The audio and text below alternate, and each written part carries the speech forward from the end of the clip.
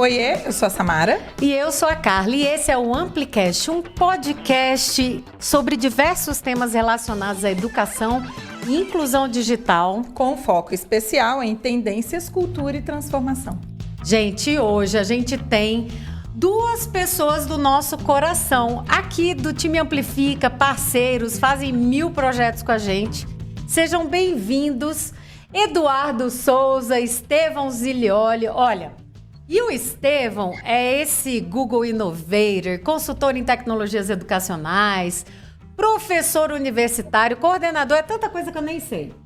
O Edu também é desse. O Amplifica, o meu sobrenome é Me Chama Que Eu Vou.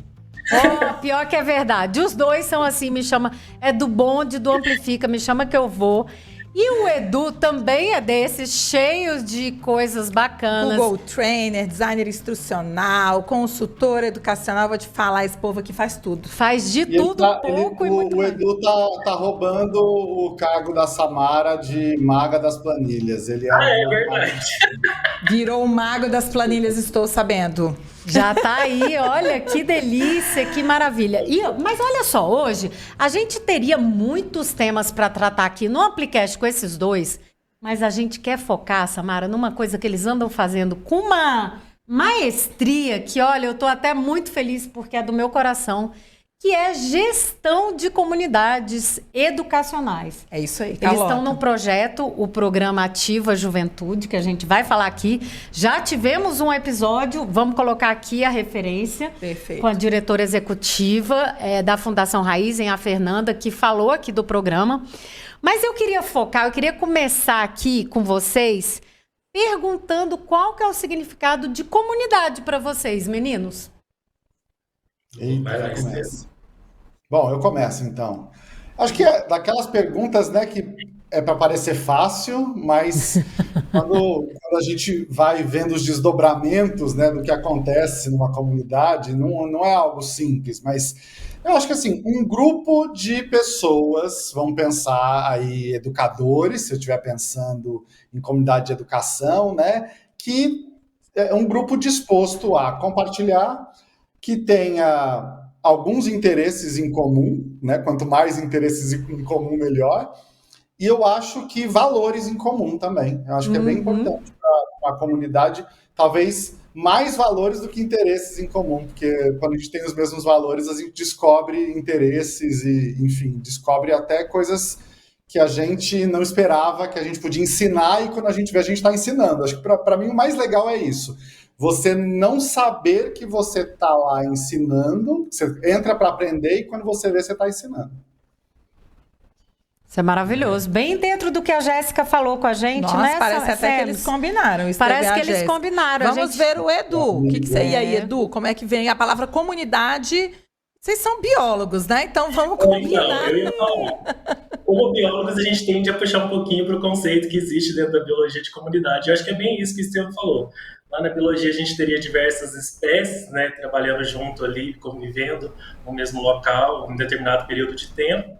Eu acho que aqui é isso, é diversas pessoas das mais variadas localidades, né, convivendo num espaço em comum, porque essa comunidade tem que ter um espaço onde elas se encontrem, né, e que elas tenham interesse. E aí eu acho que essas comunidades, elas podem sim ser por um determinado tempo. Então pode ser uma comunidade provisória, pode ser uma comunidade contínua. Então existem essas duas possibilidades. E mais além, trazendo, né, para a nossa jornada, eu acho que é isso. É um local onde todo mundo tem a ensinar e todo mundo tem a aprender. Uau, sensacional. Gente, eu fiquei pensando que será que eles vão puxar lá da biologia o conceito, mas não tem jeito, porque é isso mesmo, é um local onde as pessoas se relacionam com interesses comuns. E aí, vocês fazem parte de um programa, que é um programa do nosso coração, já dissemos aqui, que é o programa Ativa Juventude. E esse programa, ele tem criado um movimento de comunidade, não só entre os estudantes, mas também entre os educadores com quem vocês lidam de forma mais direta aí. Eu queria entender, assim, na visão de vocês, como é que vocês veem essa criação dessa comunidade, que inclusive fica, né? O programa ele tem um período, só que a comunidade fica e vez ou outra a gente olha e tem uma mensagem lá. Como é que vocês veem essa criação de comunidade, de prática no programa? Como é que vocês estão vivenciando isso? Bom, vou começar agora então. Gente, o Ativa Juventude é nosso programa do coração também, assim, né? Trabalhar com Fundação Raiz nesse programa sensacional que aborda socioemocional é maravilhoso, assim, ainda mais quando a gente está com os educadores. O nosso contato maior é com os educadores, então a nossa comunidade é com os educadores, mas os educadores também são estimulados a replicar essa comunidade que a gente tem com eles, com os jovens, né? Então a gente acaba tendo dois tipos de comunidades ali, a nossa com eles e a deles com os próprios jovens que eles trabalham ali no cotidiano. Então essa rotina acaba sendo muito boa, essa troca de experiências, né? Eu acho que talvez os meus cachorros estão querendo participar da comunidade de cachorros. Uai, claro, eles são da comunidade Amplifica. Mas eu acho que não só, eu ia falar, né? Especialmente ensinar comunidade é algo que, se você ficar na teoria, ok, gente, vai ter muito teórico, vai ter muita gente que vai pensar sobre isso. Posso pensar em comunidade do WhatsApp, né? Posso pensar. Porque muitas vezes as comunidades servem só para comprovar lá o meu viés, né? Eu entro numa comunidade do WhatsApp que acredita naquilo, todo mundo fica só falando a mesma coisa. E eu acho que uma comunidade de aprendizagem, ela tem que dar espaço respeitoso para o contraditório, ela tem que permitir que a gente discorde. Várias vezes, um educador lá pergunta uma coisa, eu dou uma resposta, o Edu fala, ou pode ser isso também. Aí eu falo, gente, o que eu falei não está tão legal, o do Edu está muito mais alinhado à nossa proposta. E a gente poder discordar, né, de maneira respeitosa na comunidade também é um jeito de mostrar para os educadores como essa comunidade com os jovens, né, com os educandos vai funcionar. Porque senão a gente fica lá, palestras de comunidade, o que é, o que não é, como que pode ser, como que não pode funcionar. Mas se a gente não conseguir vivenciar com os nossos educadores, para que eles façam um pouco o papel de jovens, né, no programa a gente não usa o termo aluno, não usa o termo professor. Então a gente já se educa a mudar essa terminologia. Então, se a gente conseguir criar uma comunidade que estimule ações e práticas que eles possam replicar com os jovens, eu acho que é melhor, não é melhor, tá? Mas é tão valioso quanto qualquer conteúdo que a gente disponibilize. Acho que pelo exemplo, o aprendizado fica muito mais claro, muito mais evidente. O que traz uma responsabilidade gigante para a gente. Porque a gente está lá ensinando. Outra coisa que eu acho importante dessa questão das comunidades de aprendizagem é que, assim, quando a gente tem essas comunidades, a gente foca muito na troca de experiências. E nós, enquanto seres humanos, a gente tem muito receio de compartilhar experiências não exitosas ou experiências negativas, né? E a gente até costuma falar para eles que, inclusive trazendo de novo a questão das ciências, né? Trabalhei com disciplinas de metodologia científica e trabalhos de conclusão de curso.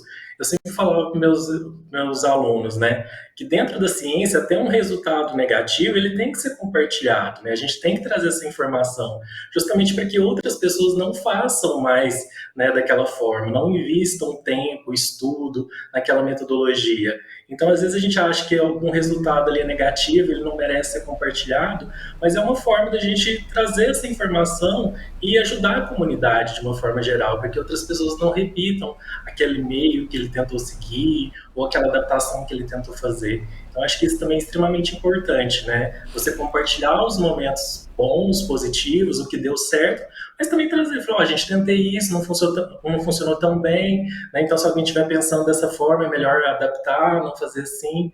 Acho que isso também é importante nas comunidades de aprendizagem, né? Não só trazer as glórias, né? Mas também um pouquinho do trabalho que tem por trás e dos erros que a gente tem, né? Edu, muito legal você ter trazido isso, porque eu e Samara, a gente tá nessas comunidades, né, do programa da Ativa do Juventude com os educadores, mas a gente fica mais quietinha, que até tem um papel em comunidades que se chama lurkers, né, que são aquelas pessoas que ficam vendo o que está acontecendo, mas elas não externalizam nada, que sou eu e a Samara, mas a gente está aprendendo também, não é que a gente não esteja aprendendo. A gente não está contribuindo diretamente, porque aí vocês são os grandes gestores e tocam tudo. Mas o que eu vejo nessas comunidades que têm sido criadas e que vocês tocam como gestores é exatamente isso. Eu vejo os educadores tendo essa liberdade, essa confiança para compartilhar essas experiências ou até perguntar, gente, eu não estou sabendo como lidar. E às vezes são situações bem sensíveis, assim, né? De situações com os próprios alunos, que a gente muitas vezes vê isso em ambientes educacionais e a gente não sabe nem como tratar e nem com quem falar quando não tem um apoio que todas as escolas deveriam ter, né? Do psicólogo escolar, né? Mas às vezes os professores se veem em situações que eles não têm. E o que eu vejo na comunidade é essa troca, né? Eu vejo isso, essa coisa da... Olha, eu tô tendo esse êxito, então eles mostram as coisas boas que estão acontecendo, mas eles mostram também esse outro lado mais vulnerável, né? Quer dizer, eu não sei fazer... Eu ia falar essa palavra. Eu tava com a... Primeiro que eu tava com a Brené Brown na cabeça, Sim. essa moça que tá começando aí, né? Vamos dar uma moral para ela, que ela tá começando. E ela fala do poder da vulnerabilidade para formar uma comunidade.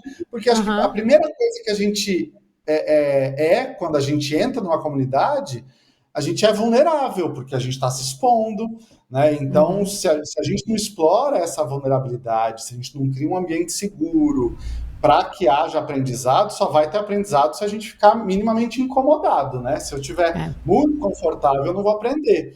Então, eu acho que a comunidade tem que partir dessa premissa de você pode ser vulnerável e você vai ter um suporte ok, se você fala algo que está desalinhado, a gente vai te corrigir, a gente vai se corrigir quando a gente fala algo que está desalinhado também, né?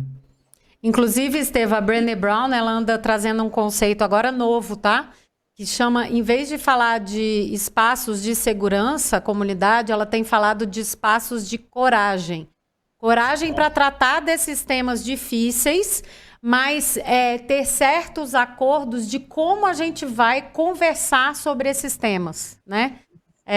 E acho que isso é uma coisa bem interessante que vale a pena ser explorado.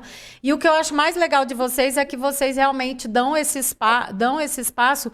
E eu sei que tem uma tendência natural no início de qualquer comunidade, assim, de aprendizagem prática, das pessoas irem pela tangente e buscar, tipo, o privado.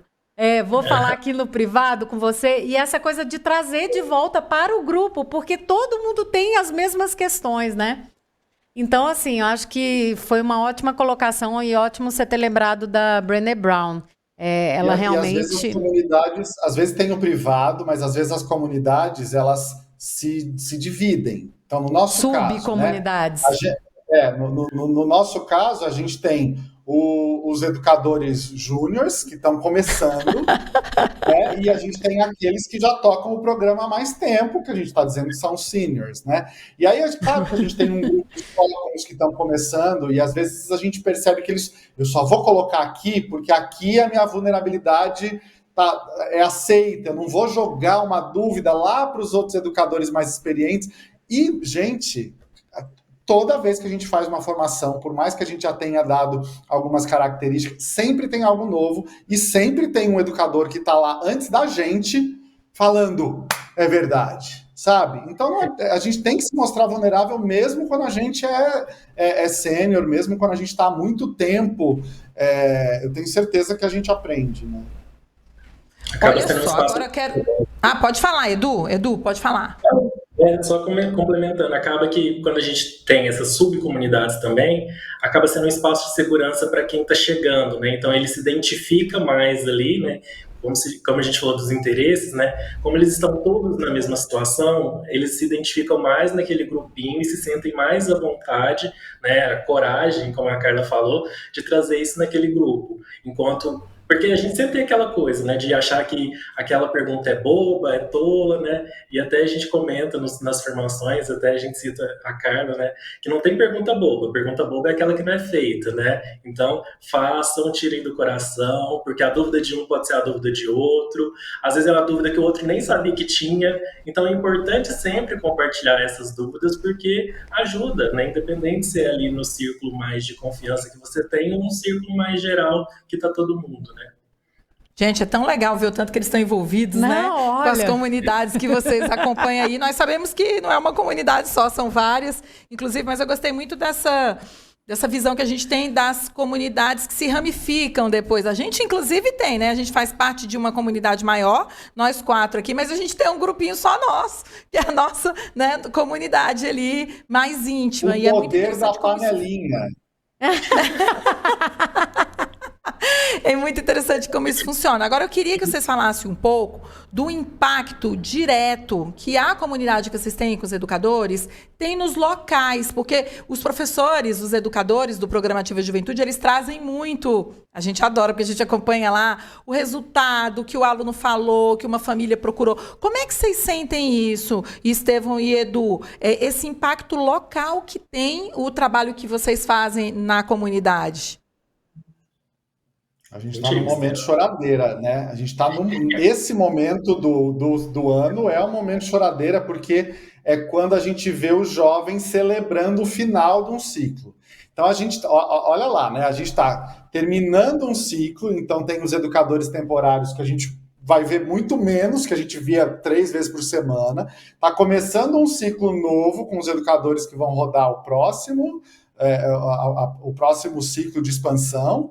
E a gente está vendo as celebrações dos jovens, que a gente acompanha, as fotos nas pastas, e às vezes ele está lá numa planilha sendo usado como exemplo de um jovem que foi resgatado porque estava querendo abandonar, e aí de repente você vê a foto e você materializa aquele jovem que de repente foi tema de uma conversa, olha, de como o educador está lá, como que eu vou resgatar esse jovem que faz 3 encontros que não vem, que não entrega o desafio, e aí de repente você reconhece aquele nome na celebração e ouve a educadora falando, olha, ele vem me agradecer que eu insisti, que eu busquei, e que agora ele nem sabia se ia fazer o ensino médio, agora ele vai fazer o ensino médio. Então tem muito essa visão que, por mais que a gente esteja uma camada sem ter contato direto com o jovem, que indiretamente eles fazem parte do nosso dia a dia também, né?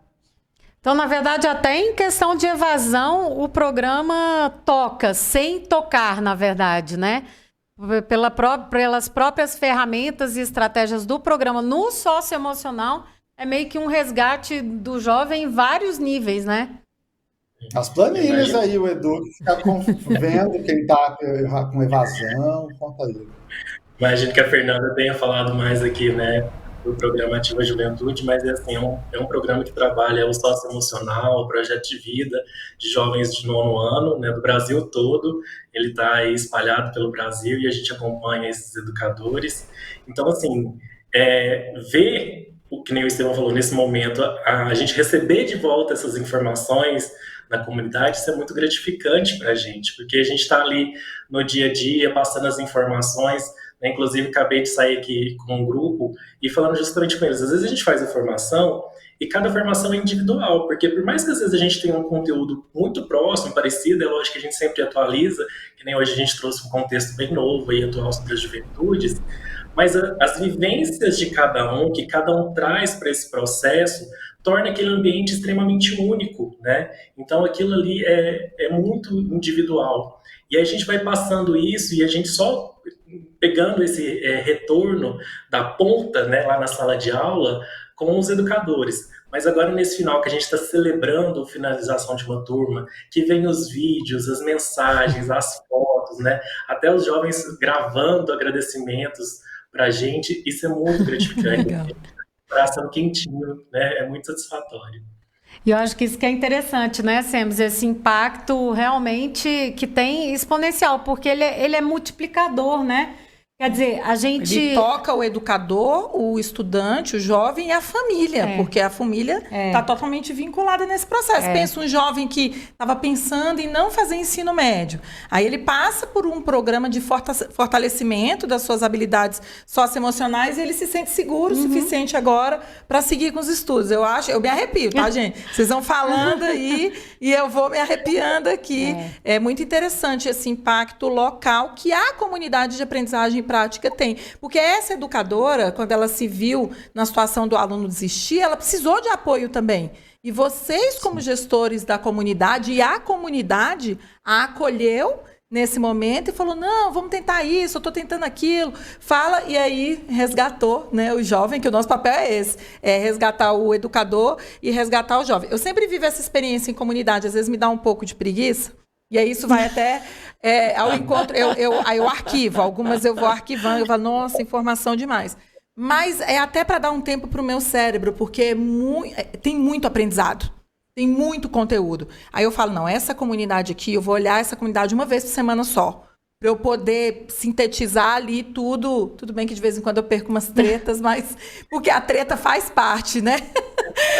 No livro do Yuval Harari, ele fala sobre o poder da fofoca, da comunicação, e às vezes a gente perde isso um pouco na comunidade, porque não dá para acompanhar todas. Mas é incrível como...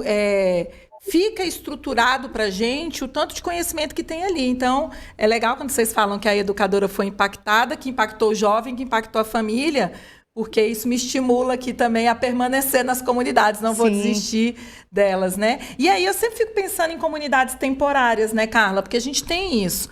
E vocês vivem um pouco disso. Vocês têm a comunidade temporária mais ativa com os professores, mas nenhuma foi totalmente desativada, né? A gente percebe que são ciclos...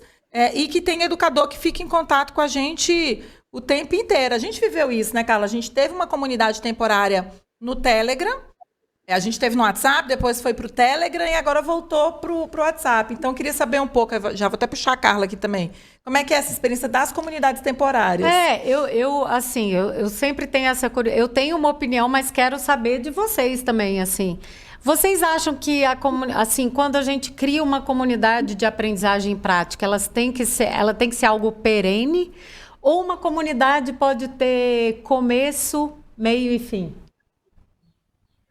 Eu acho que depende do foco, né? Por exemplo, a gente tem aí o GG, que é uma comunidade que, se Deus quiser, nunca vai acabar, né? O grupo de educadores Google, né? Que realmente essa aí é para que dure por muitos anos. A gente fala aprendizagem ao longo da vida, a gente espera que o GG seja ao longo da vida, né? Uhum. Sempre assim, às vezes nos projetos, né? Naquele grupo de trabalho. Então, eu entendo que algumas comunidades, elas podem sim ter esse prazo, né? Mas, por exemplo, no último grupo que teve de finalização com esses educadores, a gente até propôs essa conexão para além, né, do programa, né? Então, a gente compartilhou ali um card para eles seguirem nas redes sociais, né? Então, Instagram, LinkedIn, que é uma rede bem profissional, para que esses vínculos não acabem. Por mais que, às vezes, o projeto, o contrato está acabando naquele momento ali, mas que o vínculo realmente da comunidade não se finde ali, né? Não termine ali. O que você acha, Estevam? Eu acho que não tem regra, e acho que às vezes comunidades que são criadas para ter um tempo de acabar, sabe? Aquela coisa, vamos fazer um grupo para organizar uma festa. Essa festa vira uma coisa que gera uma comunidade, que eu tenho grupos, pensando só em comunidades mesmo de WhatsApp, né? Como a gente pensa. Não tem aquela que você criou só para organizar uma coisa e ela virou, e ela decolou?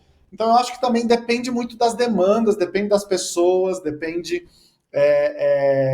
de como a gente consegue colaborar. Então, eu acho que toda tem potencial para ser perene, mesmo que ela tenha sido pensada para ser só atender uma demanda.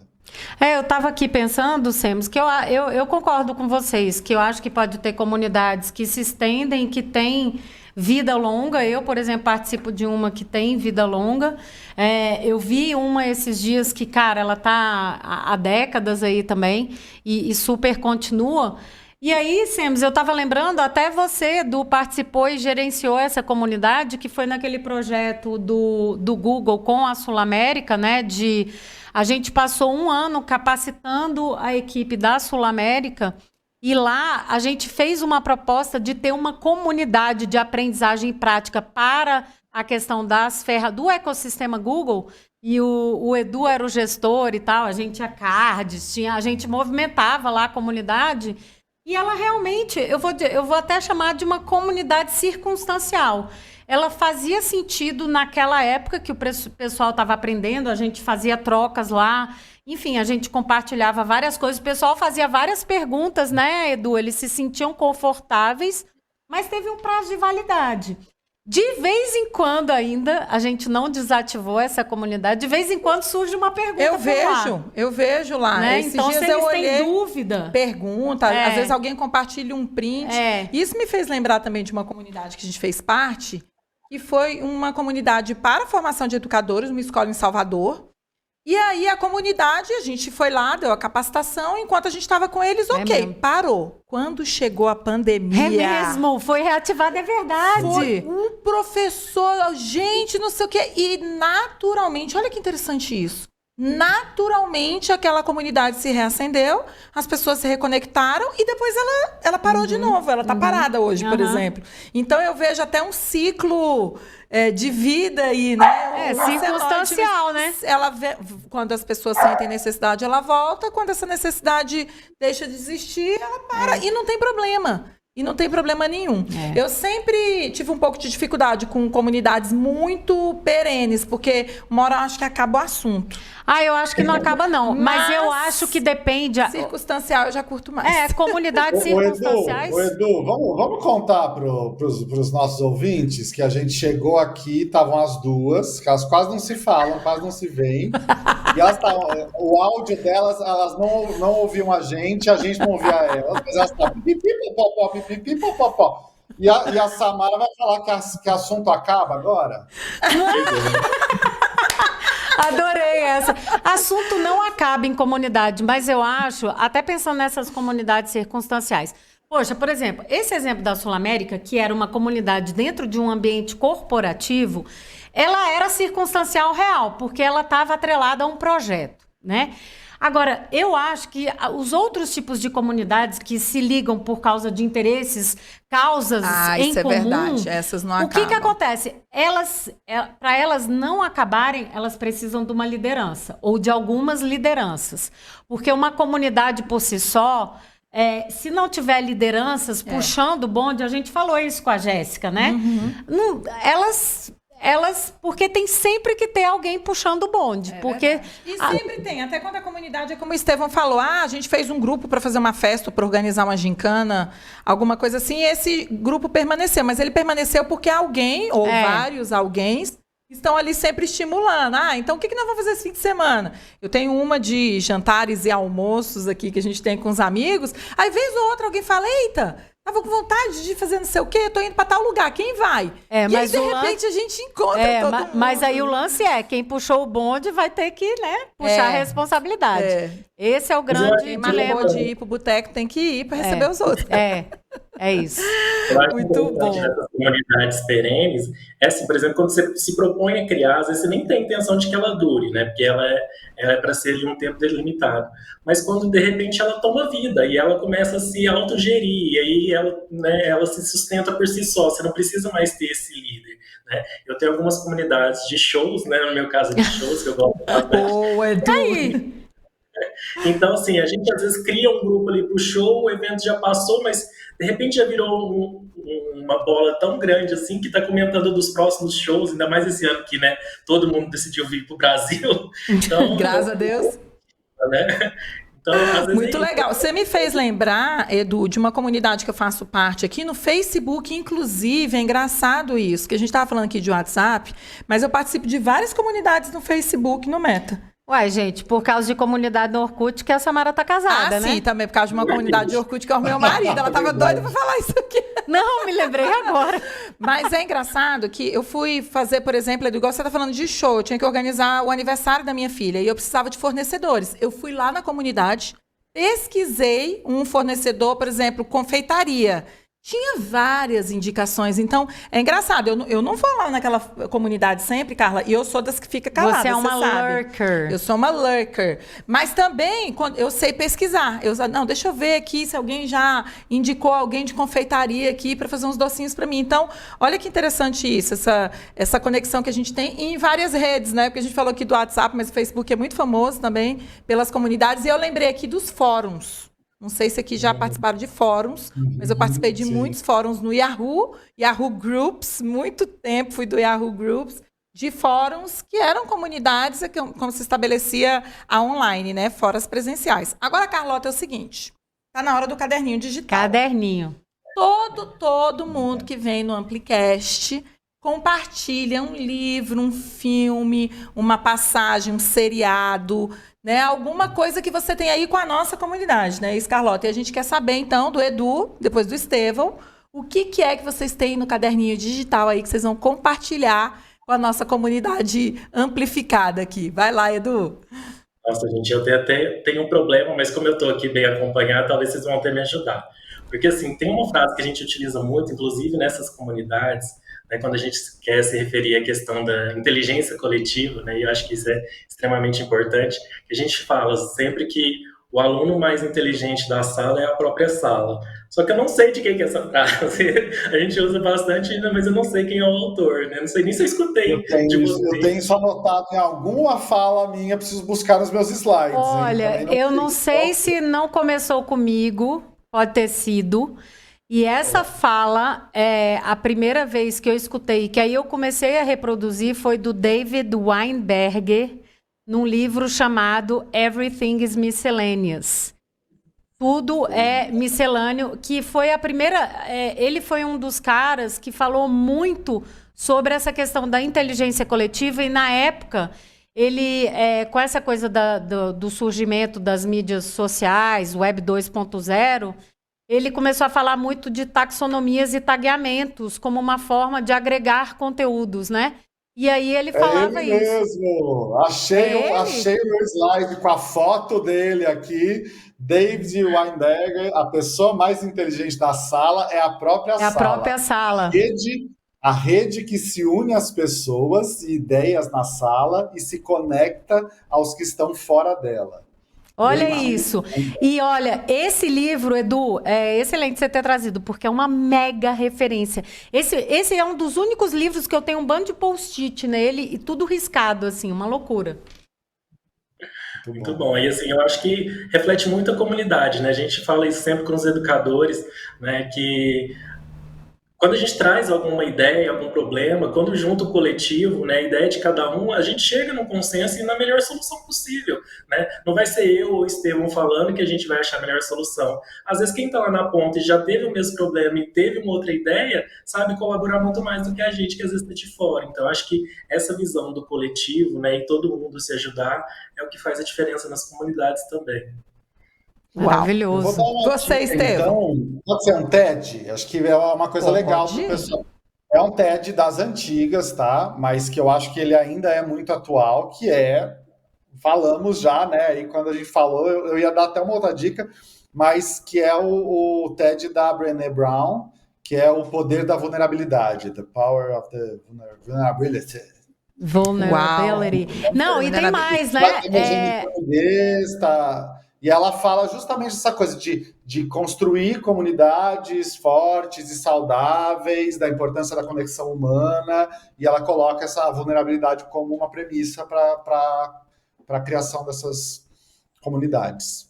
Não, tem o TED da Brené, e aí junto com ele vocês têm que assistir, quem tiver Netflix aí, assistir o documentário dela. Tem um documentário dela maravilhoso. Então, se juntar os dois, né, sempre. Gente, nossa, já a semana, a pós-graduação inteira. Olha, Edu e Estevão, eu quero aqui agradecer demais a participação de vocês e parabenizá-los pelo trabalho incrível que vocês fazem aí junto com os educadores.